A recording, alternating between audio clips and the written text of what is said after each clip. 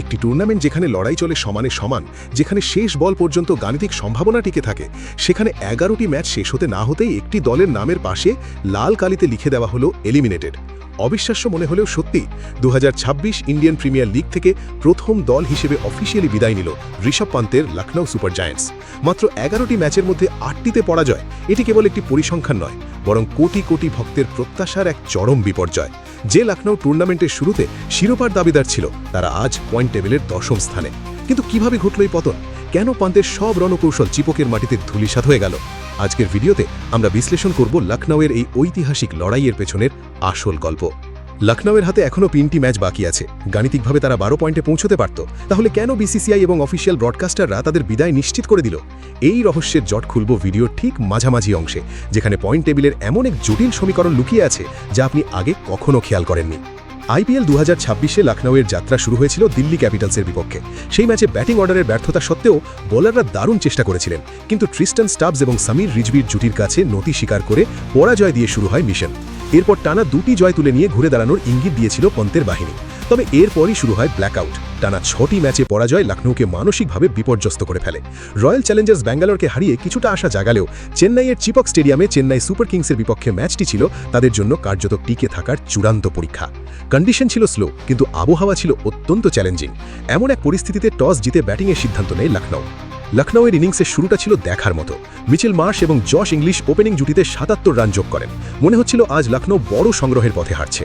কিন্তু প্রথম উইকেটের পতনের পরেই শুরু হয় মিডল অর্ডারের কৌশলগত ব্যর্থতা। নিয়মিত বিরতিতে উইকেট হারিয়ে তারা চাপে পড়ে যায়। তবে শেষ পর্যন্ত লখনউ 203 রান বোর্ডে তুলতে সক্ষম হয়, যা চিপকের উইকেটে একটি বিশাল চ্যালেঞ্জিং স্কোর ছিল। কিন্তু আসল নাটক শুরু হয় যখন চেন্নাই ব্যাটিংয়ে নামে। শুরুর দিকে লখনউ 1 উইকেট তুলে নিয়ে আধিপত্য বিস্তারের চেষ্টা করলেও ক্রিজে আসেন উর্ভিল পাটেল। লখনউয়ের বোলারদের লাইন এবং লেংথ তছনছ করে দিয়ে উর্ভিল মাত্র 13 বলে 50 রান পূর্ণ করেন, যা আইপিএল ইতিহাসের যৌথ দ্রুততম হাফ সেঞ্চুরির রেকর্ড। ঋষভ পান্ত স্পিন বোলারদের দিয়ে উর্ভিলকে আটকানোর চেষ্টা করেছিলেন, কিন্তু পাটেলের ফুটওয়ার্ক এবং সুইপ শট লখনউয়ের সব ফিল্ডিং সাজানোকে অর্থহীন করে দেয়। ম্যাচ গড়ায় শেষ ওভারে।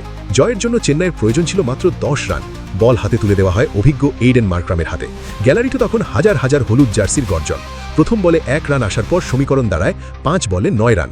মার্ক্রামের দ্বিতীয় বলটি ছিল লেন্থ ডেলিভারি, যা সীমানা পার হয়ে যায়। প্রতিটি বলের সাথে সাথে লখনউয়ের ডাগআউটে বিষণ্ণতা নেমে আসছিল।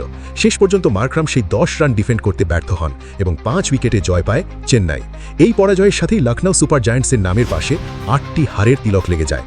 গাণিতিকভাবে যদি তারা বাকি 3টি ম্যাচও জেতে, তাদের সংগ্রহ হবে 12 পয়েন্ট। কিন্তু পয়েন্ট টেবিলে বর্তমানে আরসিবি, সিএসকে এবং রাজস্থান রয়্যালস এই 3 দলেরই 12 পয়েন্ট রয়েছে।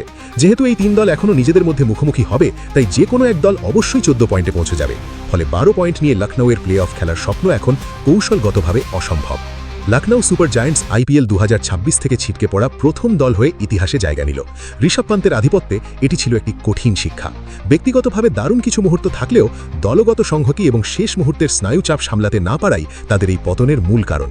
এখন প্রশ্ন হচ্ছে, আগামী মরশুমে কি লখনউ তাদের মূলে কোনো পরিবর্তন আনবে? ঋষভ পান্ত কি পারবেন পরের বছরই ধ্বংসস্তূপ থেকে দলকে আবার গড়ে তুলতে? আপনাদের কি মনে হয়, লখনউয়ের এই ব্যর্থতার জন্য দায় কার সবথেকে বেশি, কোচিং স্টাফ নাকি ফিল্ড ক্যাপ্টেন্সি? আপনার মতামত কমেন্টে জানান। ভিডিওটি ভালো লাগলে লাইক দিন এবং ক্রিকেটের সব আপডেট পেতে সাবস্ক্রাইব করে বেল আইকনটি চেপে রাখুন। দেখা হচ্ছে পরের ভিডিওতে। ধন্যবাদ।